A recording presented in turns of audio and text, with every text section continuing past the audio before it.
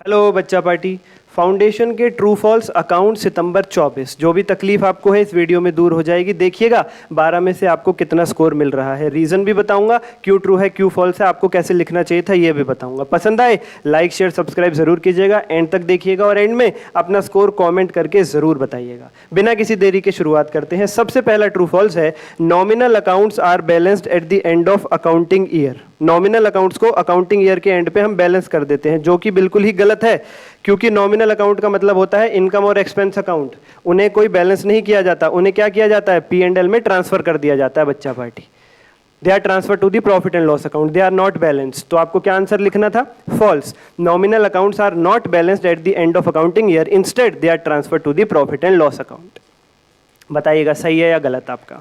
Number 2, overall expenses of a second hand machinery purchased are revenue expenditure. गलत। Overall का मतलब होता है कायाकल्प, जिससे आपके ऐसे खर्चे जिससे आपकी मशीनरी जो पुरानी थी सेकंड हैंड थी उसकी काया पलट होकर वो नई बन जाएगी बिल्कुल, और उसकी अर्निंग कैपेसिटी भी बढ़ जाएगी। अभी ओवरहॉलिंग का मतलब कायाकल्प हो जाएगी तो तगड़ी चलेगी पहले से भी। तो ऐसे खर्चे को क्या करते हैं, कैपिटलाइज करते हैं जब अर्निंग कैपेसिटी बढ़ जाए। तो इसका आंसर आपको लिखना था false. Overall expenses of a second hand machinery are not the revenue expenditure, instead they are capital expenditure and has to be capitalized. उसके बाद number 3, valuation of inventory at cost और NRV whichever is lower is based on the principle of conservatism.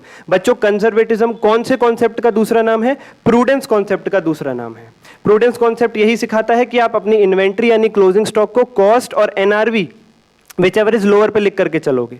ये बिल्कुल सही है, true है।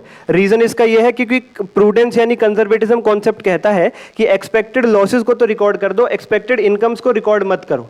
तो cost और NRV whichever is lower का एग्जांपल देता हूं। मान लीजिए कॉस्ट आपको पड़ी 100 रुपए में इन्वेंट्री की और एनआरवी बिकेगा वो 120 में, तो आपका प्रूडेंस कहता है 100 पे ही लिखो, 20 रुपए का जो एक्सपेक्टेड प्रॉफिट है रिकॉर्ड मत करो।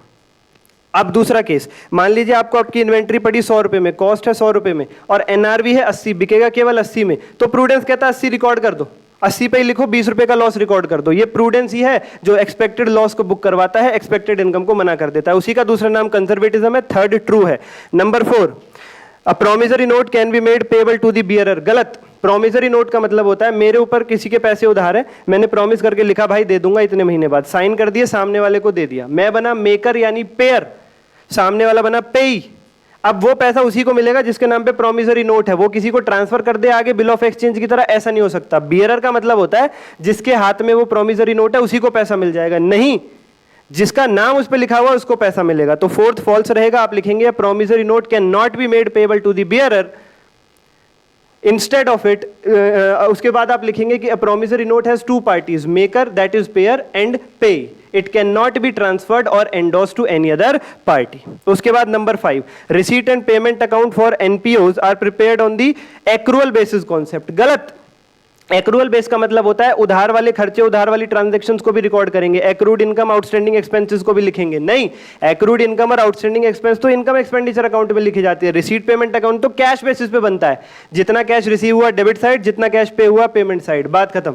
तो ये फॉल्स हो जाएगा। आप इसमें लिखेंगे receipt and payment account of an NPO is not prepared on accrual basis, it is prepared on cash basis. Number 6, legal heir of a deceased partner are entitled to his capital account balance only. ये भी गलत है। कह रहे legal higher यानी जो nominee होता है, डिसीज पार्टनर यानी जो पार्टनर मर गया उसका, नॉमिनी को केवल मरे हुए पार्टनर की कैपिटल पे अधिकार मिलता है। गलत। आपने डेथ के कितने सारे क्वेश्चन सॉल्व किए, कैपिटल भी मिलती है, रिवैल्यूएशन का प्रॉफिट भी मिलता है, गुडविल में भी हिस्सा मिलता है, कुछ और चीज है वो भी मिलेगी, बिल्कुल मिलेगी भाई सब। तो ये फॉल्स है। इसमें आप लिखोगे legal heir of a deceased partner is not entitled to the capital balance only, instead he और she is also entitled to following balances such as goodwill, revaluation profit, etc etc. तो बच्चा party फटाफट से बताइए comment box में आपको कितना score मिला है 12 में से। और कोई क्वेरी हो तो कमेंट करके जरूर बताइएगा, मैं एड्रेस करके चलूंगा। धन्यवाद। Do like share and subscribe.